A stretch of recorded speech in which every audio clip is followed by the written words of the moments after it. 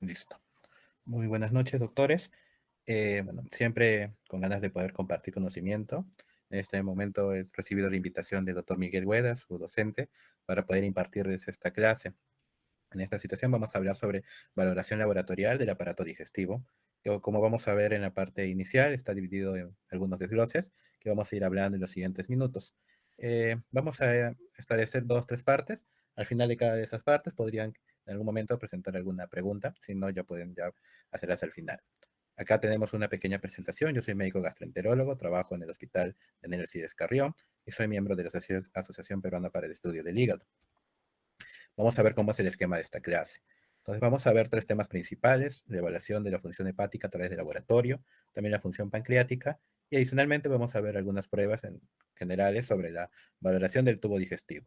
Entonces vamos a resaltar estas pruebas: reacción inflamatoria NESIS, sangre oculta NESIS, coprocultivos, examen coprológico funcional, para que hagan algún detalle, porque son algunos elementos que probablemente algunos sí los van a utilizar frecuentemente, otros no.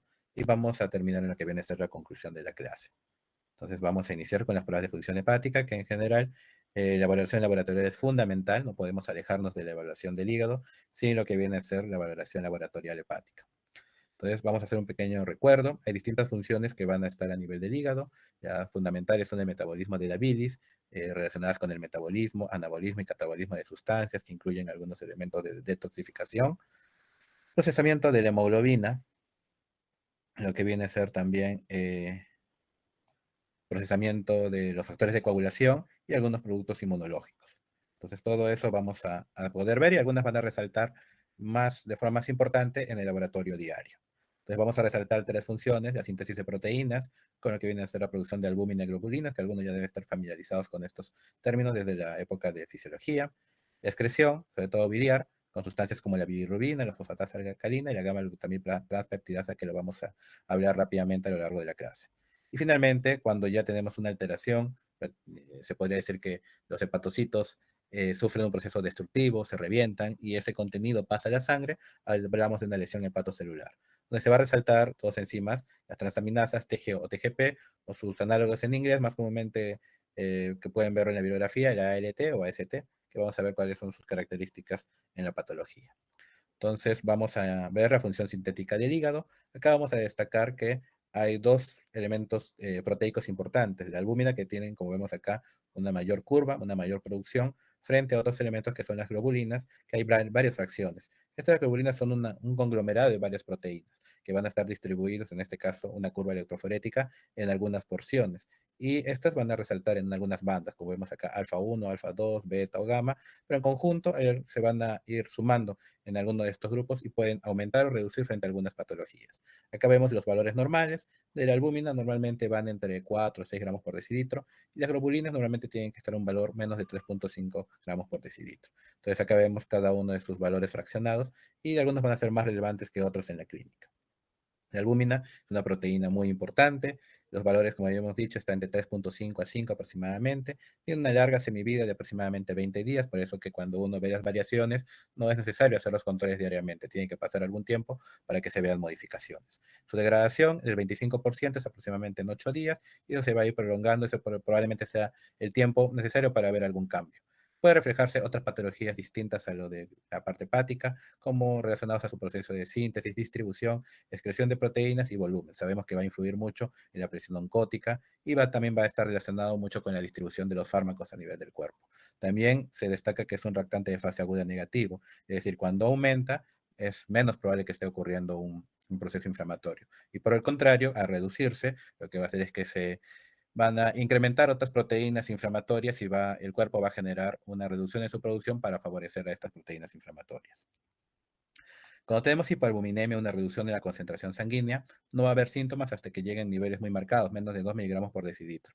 Y sobre todo van a afectar a la presión oncótica, a la concentración de volúmenes, con presencia de edema periférico, edema pulmonar, ascitis, de acuerdo al órgano que puede estar más comprometido en ese momento.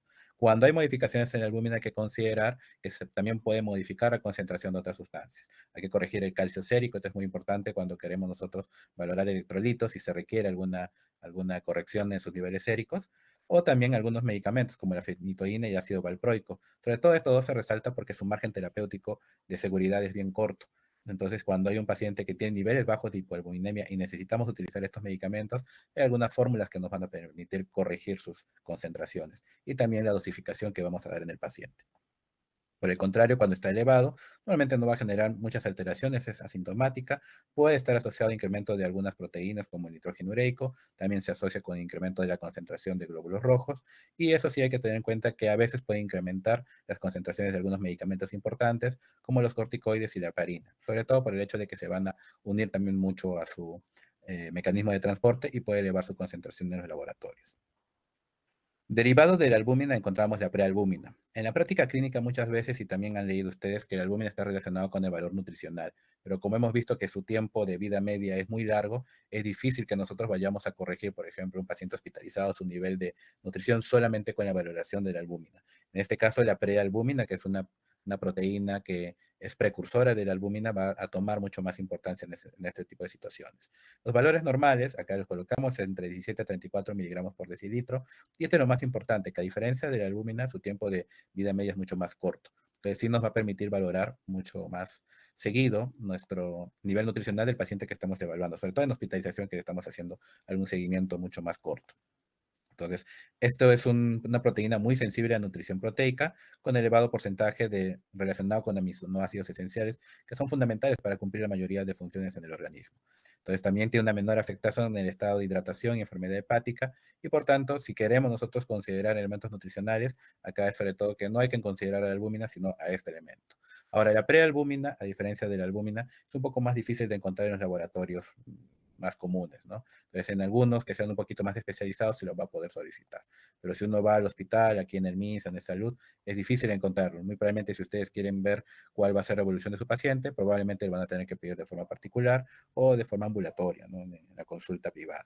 Pero en la parte hospitalaria es un poco difícil de encontrar. Pero de todas maneras, ustedes deben de conocer su función y la importancia de también la valoración nutricional de sus pacientes.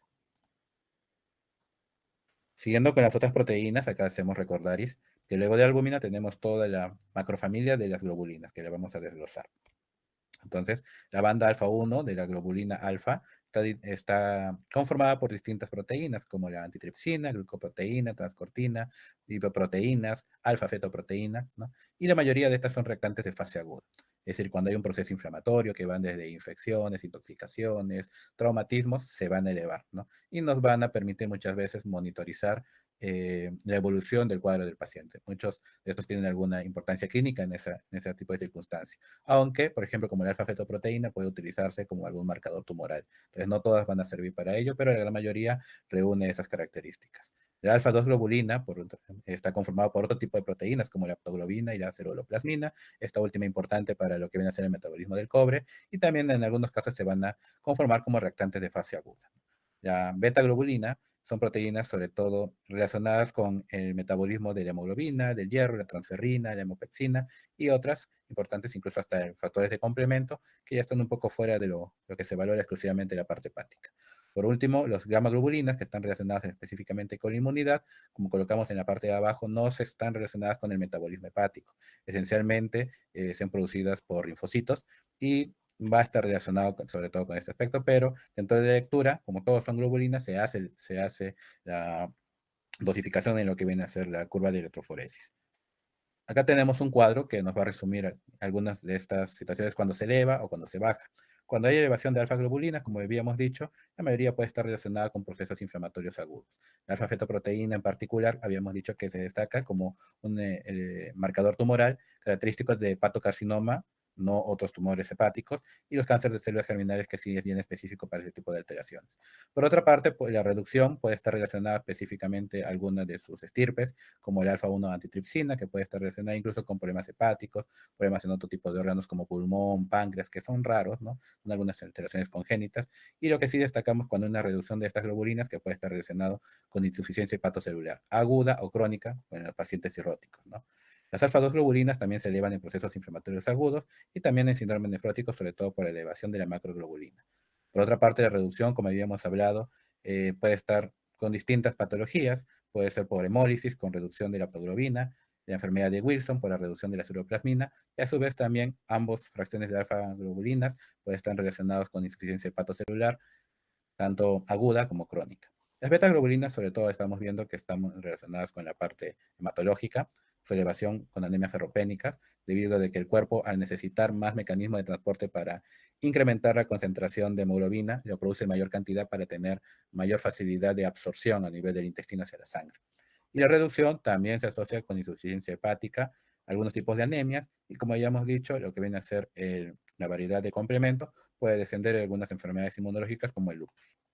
Ahora, las gamma globulinas están en otro saco, están esencialmente relacionadas con patologías inmunológicas, ¿no? Que esto ya lo van a ver probablemente con otro tipo de clases de laboratorio. Entonces, ¿qué patrones patológicos? La cirrosis hepática, que es lo que más vamos a destacar en este tipo de proteína, van a disminuir cualquiera de las presentaciones de la banda de albúmina, muy, muy marcado, a diferencia del primer gráfico que vimos que estaba disparándose, y también se reducen todas estas proteínas, pero en menos concentración. Muchas veces se dice de que hay una inversión en el patrón, que se incrementa las globulinas y baja la albúmina. A veces se puede ver, pero en general se reducen todas las serie de proteínas. Pero sobre todo tienen que resaltar que la producción de la albúmina, que está relacionado más con transporte, con algunos mecanismos metabólicos, se van a reducir en general comparativamente en relación con el resto de las proteínas. Y por el contrario, un aumento de las gamma-globulinas, que vemos que acá que se ha despuntado, a diferencia de las otras que no han tenido un cambio muy significativo. Entonces, eso es lo que hay que resaltar de esta parte. Cuando vemos un paciente con cirrosis, va a reducirse la concentración de todas las proteínas, pero sobre todo de la albúmina, y puede haber un incremento de las gamma-globulinas. El patrón de inflamación aguda, ¿no? En general, todas las globulinas pueden, las alfa 1 se pueden elevar, la albúmina permanece sin modificarse, aunque a veces también puede reducirse, y si este proceso se alarga hasta lo largo del tiempo, puede haber un despunte de las gamma globulinas, porque ya hay un proceso inmunológico crónico, y hay una activación de linfocitos, y eso puede hacer que se incremente acá. Pero sobre todo lo que tenemos que resaltar cuando hay proteínas de fase aguda, que estos dos elementos de las alfa globulinas se van a elevar. Esto es lo más importante del gráfico.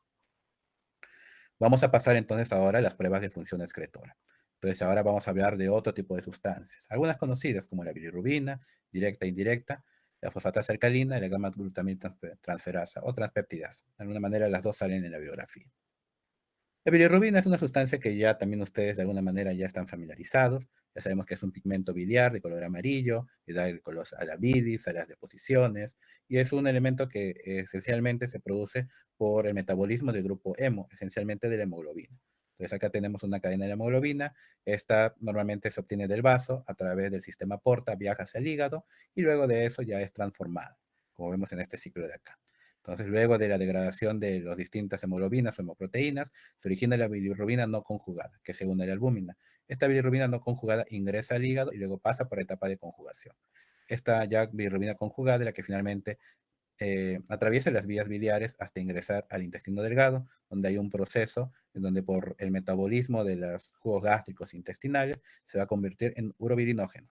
Parte de esto se va con las heces, pero un porcentaje importante, hasta cerca del 90%, vuelve a absorberse, porque es un elemento que le genera gasto al cuerpo, ¿no? En ese ciclo hay un porcentaje que se va a terminar eliminando por orina y luego hay otro que va a seguir circulando hasta que finalmente haya un recambio total. Entonces, acá sobre todo lo que nosotros vamos a resaltar es la primera parte del ciclo, la que va a estar trabajando antes de ingresar al hígado y la conjugación a nivel hepático que está relacionado con patología de este órgano. Entonces, ¿qué pasa? En el tercer de la bilirrubina, ¿vamos a llamar a Juan Luis Guerra? No, hay que ver algunas causas. Puede ser por hemólisis, colestasis, puede ser por injuria hepática, pero no es porque te miro y no me miras. Entonces, por acá Juan Luis Guerra no nos va a ayudar mucho. Entonces, ¿qué es lo que tenemos que recordar? ¿Cuáles son los valores normales de la bilirrubina? En promedio, entre 0.3 y 1.2, con que esté por debajo de 1, está completamente normal. Pero entre 1 y 2 puede estar una leve elevación, pero no es clínicamente significativo. Por encima de 2, si ya todo paciente con más de 2 de bilirrubina ya encontramos alguna alteración que ya puede mermar su salud. Eso siempre hay que acordarse. Ahora hay dos fracciones, como habíamos dicho, la bilirrubina indirecta o no conjugada, que es insoluble en agua, es la que viaja asociada con la albúmina, y entonces tiene un valor más o menos entre 0.2 a 0.9. Y la bilirrubina directa siempre es un poco menor en concentración con la indirecta, es la conjugada, soluble en agua y la que normalmente se pierde a través de los conductos biliares y termina en el intestino. A partir de esas fracciones es donde podemos diferenciar si es que hay algún tipo de patología o no. ¿Qué pasa cuando se eleva la bilirrubina? El signo más típico es ictericia. Si ustedes se encuentran en un paciente ictérico, sí o sí hay alguna alteración. Puede ser benigna, puede ser maligna, pero es algo que de todas maneras necesita investigación. Es uno de los pocos signos que es patognomónico de alguna alteración, de alguna enfermedad que no se puede descartar. Todo paciente que viene amarillo siempre está relacionado con alguna enfermedad. ¿Nosotros cuándo vamos a poder reconocer a un paciente que realmente hay ictericia clínicamente significativa? Como habíamos dicho, con una bilirrubina al menos de 2. Con 4 sí o sí todos los pacientes van a estar amarillos. Mientras más se eleve la concentración de bilirrubina, más ictérico va a estar, incluso como colores como la Inca Kola, medio verdoso. Entonces eso, más coloración, más impacto de este pigmento, uno lo va a ver al paciente mucho más amarillo, ¿no? Entonces, en adultos no hay efectos neurológicos tóxicos directos. Por el contrario, en lactantes sí hay neurotoxicidad, que se llama kernicterus, por encima de bilirrubinas de mayores a 20, sobre todo en recién nacidos, que puede generar daño neurológico incluso persistente. Hay una serie de mecanismos relacionados con los rayos UV que se tienen que dar a los bebitos para evitar de que estos generen algún daño neurológico. Eso lo van a ver cuando sean su apartado de neonatología. Pero en los adultos pueden haber personas con 30, 40, 50 de bilirrubinas y pueden estar muy despiertos, muy activos, aunque hay otros contextos, sobre todo en la cirrosis, que sí pueden estar relacionados con encefalopatía, pero típicamente no debe ocasionar daño neurológico. Entonces, lo importante es saber si esa elevación de la bilirrubina es directa o indirecta. Entonces, hay unos patrones que hay que determinar. Entonces, la hiperbilirrubinemia indirecta normalmente la encontramos con hemólisis. Como habíamos dicho, está relacionado con la bilirrubina que no ha pasado por la conjugación hepática. Entonces, directamente es un factor asociado con la destrucción de los glóbulos rojos, ¿no? Entonces, normalmente este patrón se va a determinar la mayoría de las veces cuando el 70% de la bilirrubina indirecta, de la bilirrubina total, disculpen, es indirecta. Entonces, casi siempre es así. Son elementos bruscos, muy llamativos, donde aparte del paciente cursar con ictericia, puede cursar con palidez. Y sobre todo, hay que ver que haya una concordancia entre el perfil hepático y lo que viene a ser el hemograma. En la hiperbilirrubinemia directa, el 50% de estos, al menos tiene que ser, de la bilirrubina total, debe ser bilirrubina directa. Entonces, en este caso, la mayoría de las veces va a consistir en patología hepática o biliar. Entonces, podemos ver hepatotoxicidad, obstrucción de vías biliares, neoplasias que obstruyan, que algún medicamento que esté generando alguna alteración a nivel del hígado, algún virus, ¿no? Esos son los que normalmente van a estar relacionados con patología hepática, y ya que nosotros como gastroenterólogos, sobre todo, son los que vamos a tratar, ¿no? De allí vamos a encontrar dos tipos de patrones. El patrón colestásico, donde la bilirrubina principalmente puede ser conjugada, porque viene mucho después de donde es el metabolismo hepático, y la patología hepatocelular, donde puede haber alteración de ambas ramas porque directamente se está afectando a la célula hepática. Entonces, la fosfatasa alcalina. Cuando hablamos ya luego de la bilirrubina, que nos dice que de todas maneras hay alguna alteración del hígado, tenemos que ir desmembrando estos patrones. El primer patrón que vamos a ver es el patrón de colestasis. Y la enzima que más nos va a dar idea de esto es la fosfatasa alcalina. Es una enzima que, si bien está en gran cantidad en el hígado, no es exclusiva del hígado, está en distintos órganos, como vamos a ver. Fisiológicamente, ¿para qué sirve? Va a justamente producir hidrólisis de derivados del ácido fosfórico, y esto va a tener distintas funciones en distintos órganos también. Entonces, esta enzima se va a producir en dos cromosomas, el cromosoma 1 y el cromosoma 2. El que nos va a interesar para la parte hepática es el cromosoma 1, que va a pasar por dos procesos. Una de poca especificidad, que va a pasar un proceso de glicosilación, y luego se va a derivar a distintos órganos, donde riñón, hígado, hueso, entre otros más.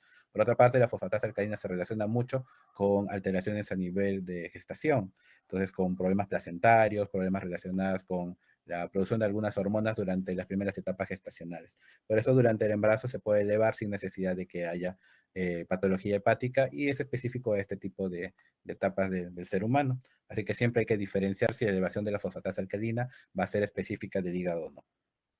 Entonces, acá tenemos un pequeño esquema. La localización de la fosfatasa alcalina está acá en medio de lo que vienen a ser los hepatocitos, en los conductos biliares.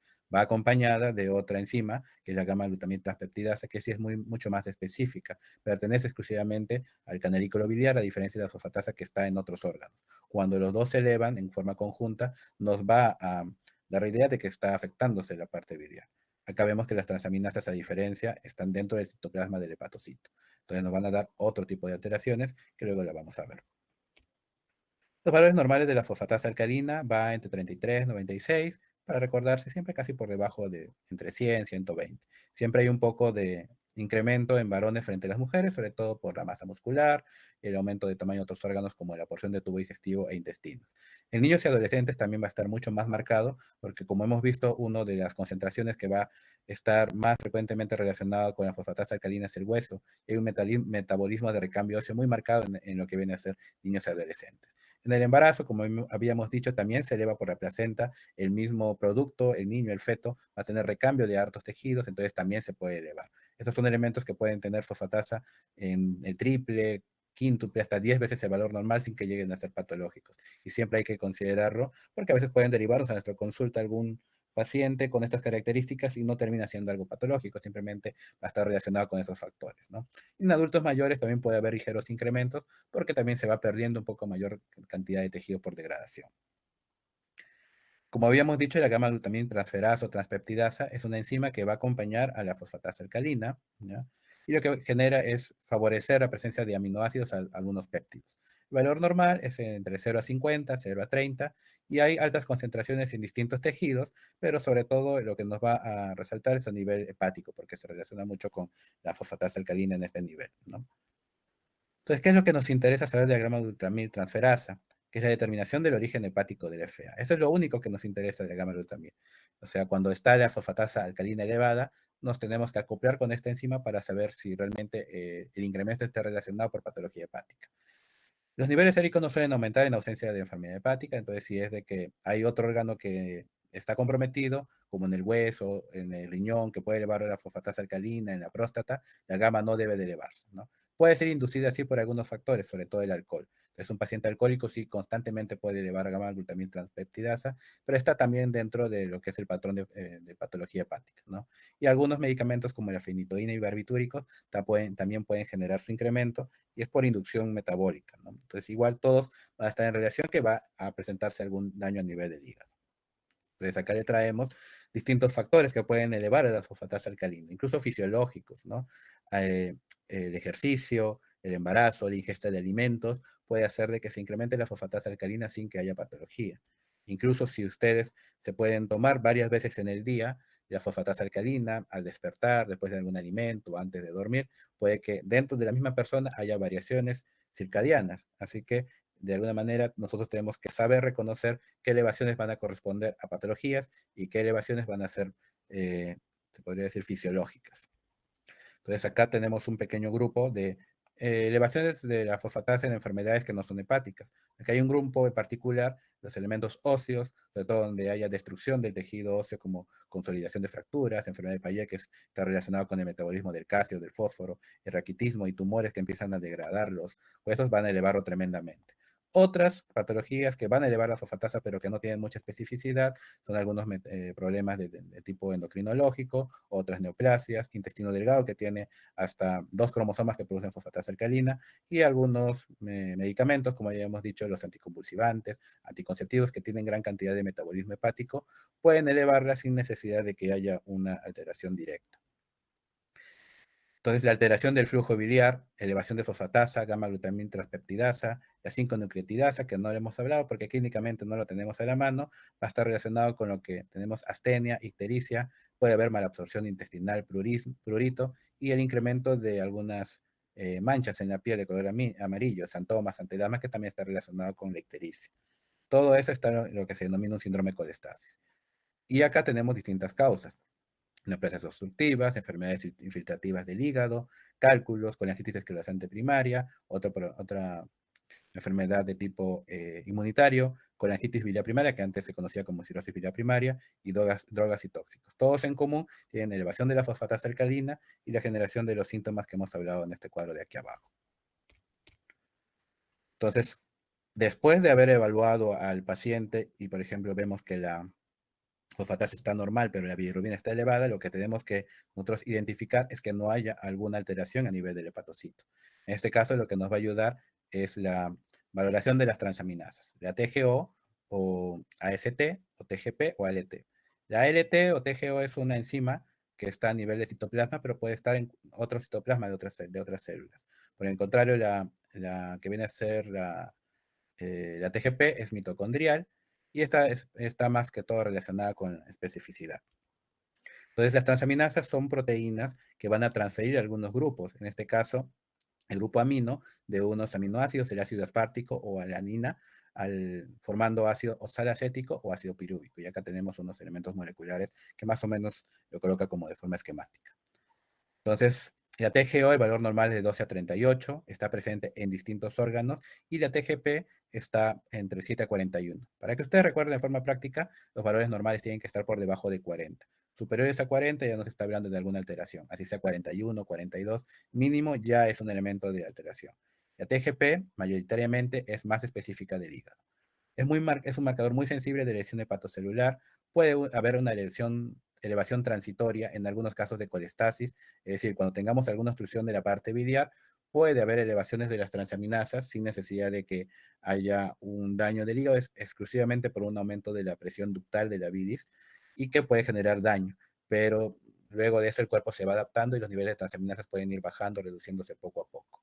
Como su tiempo de vida media es corta, no supera los 2 días, 3 días, entonces se puede hacer el monitoreo del paciente. Si luego de, por ejemplo, dar un tratamiento, vemos que las transaminasas siguen altas al segundo o tercer día, es motivo para poder hacer algún cambio, alguna modificación en la terapia, porque normalmente tiene que haber una reducción cuando hay una resolución de la alteración. Si hay una elevación muy marcada, o sea, transaminasas por encima de 3.000, 4.000, 5.000, y luego de un día, 2 días, esta se vuelve a 40 o 30, 0, ese es un signo de mal pronóstico, significa que hay una hepatitis fulminante. Y ocurrió que hubo un daño masivo de los hepatocitos, y como ya no hay una célula que origine estas enzimas, entonces al haber una depresión ya no va a haber manera de dosificar estas enzimas. Y nos habla de que ese hígado ha sufrido demasiado daño. Es un signo de mal pronóstico, ¿no? Y las elevaciones exageradas, como ya hemos dicho, 3.000, 4.000, 10.000, 15.000, que se puede ver en algunos casos, sobre todo está relacionado por dos elementos. Hepatitis virales, sobre todo algunos virus muy agresivos como el herpes virus, algunas variedades de hepatitis A o E que pueden llegar a falla hepática fulminante, que incluso pueden en el paciente determinar el uso de trasplante, o el uso de fármacos. Cualquier fármaco puede originar elevación de transaminasas muy marcadas. Entonces, lo primero que nosotros tenemos que ver es que si un paciente tiene esos valores muy altos, preguntar esto en la anamnesis. Normalmente cuando vemos elevación de transaminasas, en la mayoría de los casos no debe superar los 1.000. Por encima de eso ya nos tiene que hacer sospechar de que puede haber alguna de estas etiologías. Entonces, el patrón hepatocelular puede estar relacionado con distintos virus, A, B, C, D, E, hígado graso, hemocromatosis, Wilson, que son enfermedades infiltrativas, enfermedades vasculares como la trombosis de la suprahepática, que es el Budd-Chiari, o enfermedad venoclusiva, que es el aumento de la presión dentro de los vasos hepáticos, isquémica, puede haber algún infarto y que también genere daño del hepatocito, problemas autoinmunes o drogas tóxicas y dentro de esto el alcohol, que es muy frecuente. Si bien ha reducido la patología en la actualidad, todavía está encabezando las principales causas de daño a nivel del hígado. Entonces, según la magnitud de la hipertransaminemia, cuando severa, muy alto, habíamos dicho que las hepatitis tóxicas, virales agudas y otros que pueden desencadenar falla hepática aguda. Acá lo que hay que destacar, sobre todo la hepatitis autoinmune, la enfermedad de Wilson, que están dentro de las causas posibles de falla hepática aguda. En las moderadas están la gran mayoría de enfermedades que pueden generar algún daño importante, hepatitis alcohólica, hepatotoxicidad y otros virus hepatotrópicos. Y la mayoría de los pacientes pueden venir anictéricos con alguna alteración del perfil hepático, a la cabeza el hígado graso no alcohólico, es decir, el hígado graso asociado con problemas metabólicos como la diabetes, alteraciones del perfil lipídico que influyen en la infiltración de grasa en el hígado. Acá hay que recordar que la hepatitis tóxica, la hepatitis alcohólica, puede elevar la TGO por encima de la TGP. Es alguno de los pocos casos. Todo el resto típicamente va a elevar la TGP por encima de la TGO.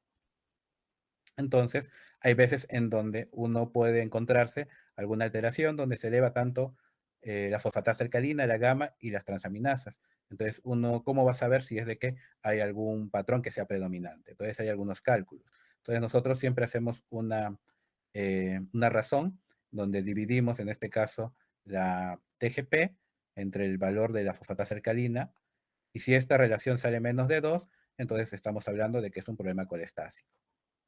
Por el contrario, si vemos que en la relación sale un valor más de 5, el patrón es de tipo hepatocelular. Y si es entre 2 y 5, es un patrón mixto, pero que normalmente tiene las mismas características como un hepatocelular. Es decir, hay que sospechar que hay un daño, hay una injuria en el hepatocito. Ahora, hay que recordar de que si bien las transaminasas son muy específicas, muchas veces puede haber enfermedades importantes. Acá tenemos un estudio de hepatitis C, donde en este caso, un buen porcentaje puede no tener actividad inflamatoria y tener alteraciones en el perfil. Esto es lo que nos dice este gráfico, y las transaminasas pueden permanecer normales hasta casi en el 50% de los casos. Entonces, siempre no hay que solamente derivarse de las transaminasas. Si bien es un estado, nos va a determinar enfermedad, la ausencia de elevación de transaminasas tampoco no nos dice de que no, un paciente no esté enfermo. Entonces, de todas maneras, hay que tener en cuenta de forma global al paciente para determinar si realmente hay una injuria en el hígado o no. Igualmente, un paciente con, en este caso, estadios de fibrosis, es decir, que puede evolucionar desde una cirrosis, que es el último estadio, esta fibrosis previa, vemos que hay un buen porcentaje que no va a haber movilización de las transaminasas. Entonces, estos pacientes incluso llegan a la cirrosis con transaminasas normales. Entonces, si bien es un elemento que es muy sensible a la patología, su ausencia no nos dice que el paciente no está enfermo. Entonces, siempre hay que considerar que las transaminasas normales en ocasiones no nos va a decir que el paciente no esté cursando con algún problema del hígado. Y hay que valernos de otros elementos como el fibroscan, evaluación de ecografía, el perfil metabólico, que ya ustedes ya lo van a ver mucho más en la parte clínica. Entonces, con esta parte concluimos la parte del hígado. ¿Alguna pregunta? ¿Alguien que pueda generar alguna... Sí, doctor, una consulta. Sí, dime. En La hipertransminasemia, hipertransaminemia. Ujú. hipertransminasemia, se ve la moderada y leve. Mencionó TGO y TGP, que eso me confundió. Uno se dijo, Ya que la mayoría de las veces la TGP se va a elevar en la mayoría de patologías del hígado. Cuando nosotros vemos que hay una elevación, siempre la TGP se va a elevar en mayor porcentaje, por encima de la TGO. Entonces, cuando uno ve, la TGP puede estar 1.5, 2 veces, 3 veces el valor normal por encima de la TGO.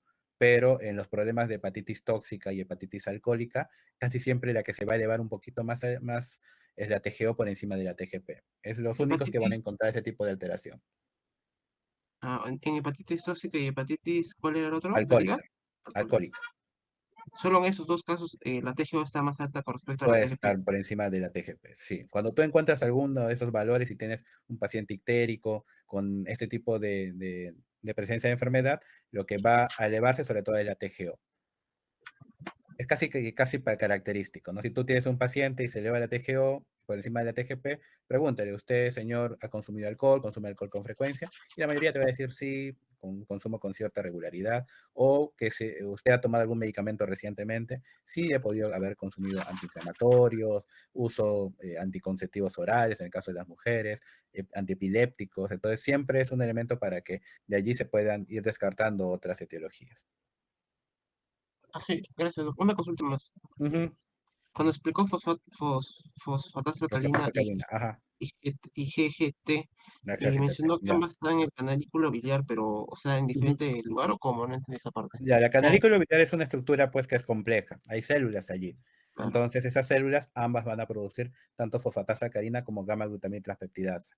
Pero la fosfatasa alcalina no es exclusivamente solo del hígado, también hay otros órganos. Estamos en el riñón, el pues, intestino, los huesos, ¿no? Entonces, mm, cuando queremos nosotros saber que la elevación de fosfatasa alcalina sea específica de algún problema del hígado, normalmente tiene que ir acompañado con una elevación de gamma glutamina transpeptidasa. Si tú ves de que la fosfatasa está elevada y la gamma está baja o normal, entonces es poco probable que sea de origen hepático. Habría que sospechar que hay otro órgano que esté aportando a esa alteración. ok, y mi última Ujú. consulta con respecto a esa parte, en hiperbilirrubinemia, Ya, mencionó directa, era 50% de la bilirrubina total con total, respecto a la sí, indirecta o la directa. directa. Cuando Ah, es directa. hiperbilirrubinemia directa, o sea, la bilirrubina directa tiene que ser por encima del 50%. En caso de indirecta, el 70% mínimo tiene que ser de bilirrubina indirecta. Ah, entonces está bien la diapo, es que mencionó Sí, algo y... Ah, ya, eso tenía ujú, mi duda. Gracias, doctor. ok. ¿Hay alguna otra consulta? Si no hay más consultas, seguimos. Ahora esta parte va a ser más corta. Sé que es un poquito tedioso lo de hígado, pero esta de acá va a ser mucho más rápido. Ya con esto ya vamos a terminar los dos acápites posteriores. Entonces, ahorita vamos a hablar de pruebas de función pancreática. Entonces, acá sobre todo vamos a ver la función exocrina. Como recordamos, el páncreas tiene una función exocrina, donde se producen distintas enzimas para degradar los alimentos que pasan en esta porción en el duodeno, ¿no? La parte endocrinológica ya ustedes lo van a ver en los exámenes de patología endocrinológica, insulina, glucagón y otros elementos de acá. Pero acá sobre todo nos vamos a encargarnos de las enzimas que van a degradar los alimentos en los distintos componentes de carbohidratos, lípidos y proteínas. Entonces acá vamos a resaltar dos enzimas. La amilasa es una metabloenzima dependiente del calcio, ¿no? Acá siempre resalto la estructura molecular porque ahorita ya podemos hacer estructuras moleculares a diferencia de algunos años. Fue premio Nobel hace 1 o 2 años que la inteligencia artificial ayudaba a que ver todos estos elementos, ¿no? Su tamaño compacto facilita una filtración eficiente a través de los glomérulos y esto es importante porque cuando no permite el paso a través del riñón va a aumentar la concentración de la amilasa, ¿ya? Hay dos isoenzimas, la más conocida, la pancreática de tipo P y la no pancreática de tipo S que está relacionado con la saliva y ambas se generan a nivel del cromosoma 1.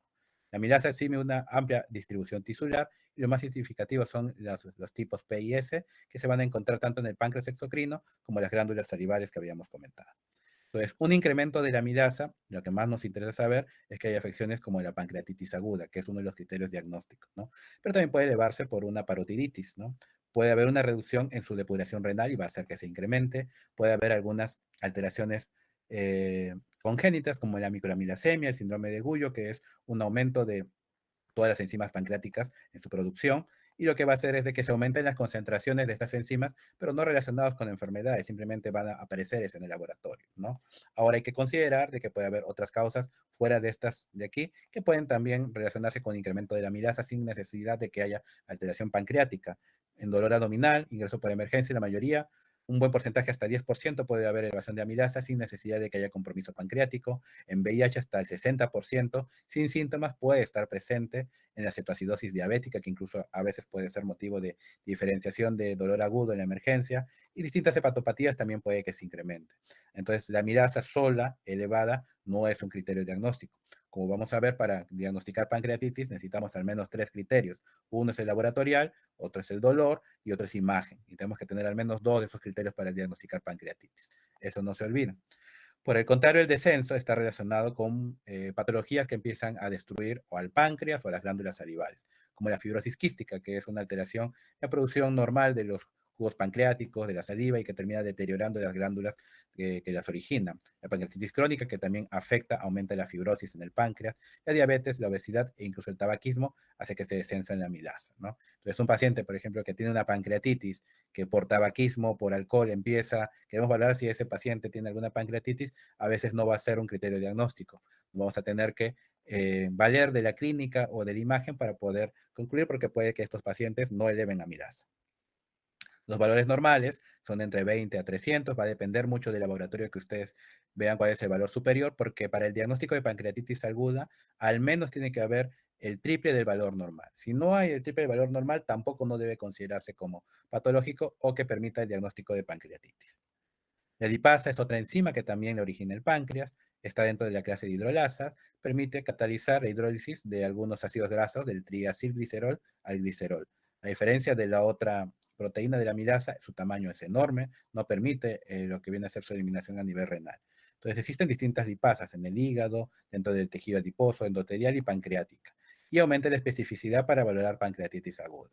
Entonces, igual como la gamma glutamina transpeptidasa, en este caso, la amilasa nos permite típicamente hacer la valoración de la pancreatitis, pero como hay muchas causas que pueden originar elevación, tiene que ir acompañado con una elevación de la lipasa para que veamos una mayor especificidad. Aquí el valor normal es de 12 a 70, e igualmente para que podamos indicar de que hay un elemento de pancreatitis o sospecha de pancreatitis, tiene que estar por encima del triple del valor normal. Entonces, ¿qué hay diferencia entre la amilasa y lipasa? La lipasa tiene una elevación mucho más precoz, entre 4 a 8 horas desde el inicio de la patología, su pico es en las primeras 24 horas, es más duradera a lo largo del tiempo y tiene mucha sensibilidad y especificidad. Por eso que la lipasa casi siempre tiene que ir acompañada con una elevación de la amilasa. Si bien la amilasa se eleva mucho más temprano, entre la segunda y las 12 horas, y puede permanecer elevada durante algún tiempo, su sensibilidad y especificidad es mucho menor en comparación con lo que viene a ser la lipasa. Ahora esta es otra enzima que tiene otra función, elastasa, como vemos, sirve para degradar el tejido elástico que puede aparecer en los alimentos, ¿no? Es una enzima proteolítica, ¿no? Y representa aproximadamente el 6% de la producción total de enzimas del páncreas, o sea, es muy importante. El elastasa 1 se une a las sales biliares y se degrada mínimamente a lo largo del tracto gastrointestinal. A diferencia de las otras dos enzimas que se dosan en la sangre, esta enzima se va a dosar en las heces, por eso es que esta variedad de tipo fecal es muy específica del páncreas. ¿Y qué permite valorar esto? Insuficiencia pancreática exocrina. Es decir, si un paciente nace con algún problema congénito o a consecuencia de alguna enfermedad empieza a dañarse su páncreas y ya no produce enzimas para poder degradar de forma normal los alimentos, esta enzima nos va a permitir saber si hay una patología o no. Entonces, ¿cuáles son los valores significativos en este caso? A diferencia de las otras enzimas, acá hay que ver los valores negativos, los valores inferiores, ¿no? Cuando está por un valor menos de 200 es sospechoso y por debajo de 100 prácticamente ya está el diagnóstico hecho, una insuficiencia pancreática exocrina con una sensibilidad y especificidad muy alta, ¿no? Entonces, estos pacientes, cuando tienen estas alteraciones, definitivamente no van a poder asimilar los alimentos y como tratamiento va a tener que tener una terapia de restitución enzimática para toda la vida, porque el páncreas no tiene la posibilidad de regenerar su tejido. Entonces, esta enzima esencialmente es para determinar si es que ese páncreas está funcionando bien o no. Y vamos a ver finalmente las pruebas coprológicas. Esencialmente, a través de las heces vamos a poder determinar algunos elementos de trabajo, sobre todo del tubo digestivo, estómago, intestino, colon, por donde pasan todos los alimentos y que nos permite saber si es que hay alguna lesión, como alguna úlcera, algún proceso infeccioso, si puede haber algún elemento de malabsorción allí. Entonces vamos a empezar con la reacción inflamatoria en heces, que es la más básica. La reacción inflamatoria en heces literalmente es detectar glóbulos blancos en las heces, ¿ya? Entonces, a veces puede estar relacionada con infecciones bacterianas, pero también hay otras enfermedades como procesos ulcerativos, alergias, el síndrome de intestino irritable que lo eleven sin necesidad. Muchas veces el síndrome de intestino irritable es una situación donde el paciente tiene síntomas, pero no hay alguna alteración marcada, no hay un daño, ¿no? Pero puede generar una elevación de la reacción inflamatoria. Es negativo cuando encontramos menos de 5 leucocitos en las heces y valores superiores a mayores a 50 son prácticamente determinantes de que hay un proceso inflamatorio y sí o sí hay que hacer una investigación.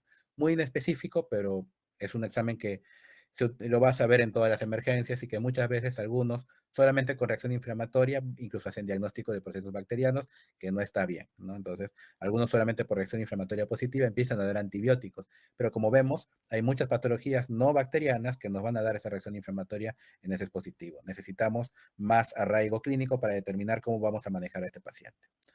La prueba de sangre oculta en heces es otro examen que también se puede encontrar en cualquier laboratorio, en la emergencia, y esencialmente como vemos es que a veces el paciente puede a través de las deposiciones presentar sangrado, pero que no es evidente, solamente se va a ver de forma microscópica, ¿no? Hasta cierto punto hay valores normales de pérdida de sangre en las heces por debajo de 1.5 mililitros por día, que es por lesiones, recambio, incluso con el paso de las deposiciones puede haber alguna alteración en la región perianal.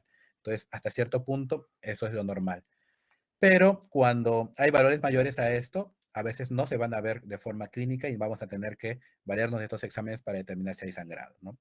¿Qué detecta? Detecta hemoglobina y productos de degradación de la hemoglobina. Y ahí es donde tenemos el problema. La hemoglobina es muy parecida a otras proteínas. Entonces, si bien es una prueba con relativa sensibilidad, no es muy específica y puede dar positivo en muchos exámenes de laboratorio, ¿no? Entonces, ese es el problema que puede aparecer con este examen. Acá utilizamos el test de guayaco o peroxidasa, que simplemente es un test colorimétrico, que cuando hay la presencia de estas proteínas cambia de color, como vemos acá, ¿no? Es una prueba cualitativa, solamente da positivo o negativo. Entonces, y si bien tenemos estos valores, cuando hay proteínas que no son de origen de la hemoglobina, también nos puede dar positivo.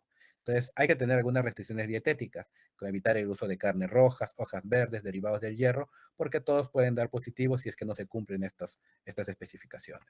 Por otra parte, hay test más específicos, test inmunológicos, que hay una reacción antígeno-anticuerpo con la hemoglobina humana.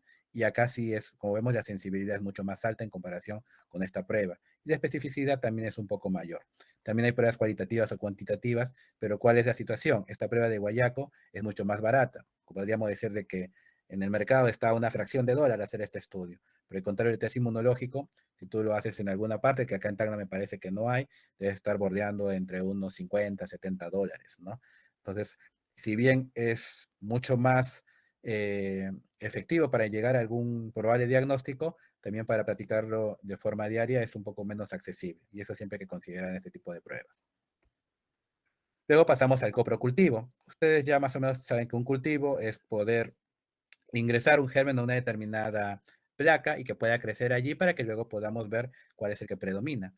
y en este caso es un estudio microbiológico a través de las heces. Tiene una indicación, sobre todo cuando hay un cuadro persistente de más de 2 a 3 días, porque cualquier persona puede tener una diarrea, le puede caer mal algún alimento, pero la mayoría de estas se pueden ir solucionando con el pasar del tiempo, limitándose, ¿no? Pero si supera de esto, ya es un motivo para poder hacer una evaluación si es que hay algún germen allí. Hay que valorar muchos datos para ver si es de que este cultivo se va a utilizar, la duración de la enfermedad, la gravedad, si es muy grave se puede indicar desde el primer día, antecedentes clínicos, si es que había algún contacto con algún proceso previo, ¿no? Y epidemiológicos, es mucho más probable encontrar algunas patologías, como en este caso las bacterianas en verano, las virales en invierno, entonces nos va a permitir saber si es de que en algún momento es más fácil hacer los estudios, ¿no? Entonces, acá es importante utilizar heces recientes, ¿no? En un recipiente limpio, hermético, un volumen mínimo de 2 a 4 gramos de heces pastosas, y si son diarreicas, heces líquidas, al menos 10 mililitros para que pueda ser relevante. Entonces, hay distintos eh, materiales de cultivo, ¿no? Que puede estar relacionado con lo que queremos investigar, como en el agar sangre, sobre todo para la microbiota intestinal, el agar McConkey para actinobacterias patógenas, que son las más conocidas, la E. coli, la Shigella, hay algunas que son un poco más específicos, acá vemos para hongos, para Campylobacter, para el Helicobacter pylori, agar sangre, en algunos casos se puede pedir toxinas para rotavirus y adenovirus, sobre todo en niños, y algunos cultivos especiales, como para vibrio, que en el caso del cólera, tuberculosis, y exclusivamente toxinas para Clostridium y algunas variedades de coli que sean enterotoxigénicas, es decir, que se asocian con diarrea disentérica, ¿no? Entonces, normalmente el resultado va a estar positivo en relación a unidades formadoras de colonias, es decir, cuántas colonias vamos a tener en nuestra placa Petri, que normalmente es relevante cuando haya un valor de 100.000 para arriba. Menos de eso probablemente sea una contaminación. Y puede agregarse muchas veces el antibiograma, es decir, que si el positivo, si el germen que dio ahí y se dio como positivo, puede ir acompañado con una valoración del antibiótico que puede ser efectivo. Con el tiempo está cambiando esto, ya se está utilizando más pruebas genéticas para determinar la sensibilidad o no frente a algún germen, pero en la actualidad, en países como el de nosotros que aún están en desarrollo, es mucho más práctico utilizar el coprocultivo porque está mucho más diseminado en lo que viene a ser el laboratorio general. Finalmente, el coprológico funcional, más o menos lo que hacemos una idea, es permite valorar la función y la composición de las heces fecales, ¿no? Va a permitir proporcionar información sobre distintos elementos como características ectoscópicas, químicas y microbiológicas de las heces. Al menos yo personalmente en la práctica clínica utilizo esto porque en un solo examen me permite valorar varias cosas. El laboratorista te va a decir la consistencia, si hay presencia de algunos elementos físicos que nos indiquen la enfermedad, como moco, sangre. Incluso ya te permitir un examen microbiológico. Se asocian toxinas, patógenos, parasitológicos, si hay presencia de reacción inflamatoria, glóbulos rojos, que es positivo con un valor normal de valor mayor a 10, grasa, cristales, levaduras, fibras musculares. También se agrega la sangre oculta de neces, incluso se hace la valoración de acidificación. Solamente que estos exámenes a veces no están muy diseminados en los hospitales públicos, ¿no? Entonces, por eso es que a veces uno se tiene que valer con lo que uno tiene para determinar el perfil que tiene del paciente. Finalmente, y luego de todas estas valoraciones, entonces, ¿qué podemos concluir? En primer lugar, la valoración laboratorial es una herramienta fundamental, en este caso de la patología hepatopancreática. Sí o sí hay que hacer laboratorio en estos casos, ¿no? Porque el hígado, el páncreas no van a tener muchas veces alguna sintomatología muy específica, sobre todo si las enfermedades son muy leves, no van a haber demasiadas manifestaciones. El laboratorio va a ser fundamental para esto. Por el contrario, en el caso de la evaluación de la función del tubo digestivo, ahí sí va a haber otras herramientas que quizás nos van a apoyar más que el laboratorio. Por ejemplo, si queremos alguna valoración del colon, una enfermedad diarreica de mucho tiempo y que los exámenes de laboratorio salieron negativos, podemos hacer algún examen como una colonoscopía, donde directamente vamos al colon y tomamos muestras, cosa que por el hígado, el páncreas es un poco más difícil. Para poder hacer eso hay que hacer una biopsia bajo guía imagenológica, ecográfica, o incluso también se puede hacer una laparoscopía, prácticamente ingresar a través de un procedimiento quirúrgico, ¿no? Y eso sería todo, chicos. ¿Alguna pregunta adicional? ¿Algo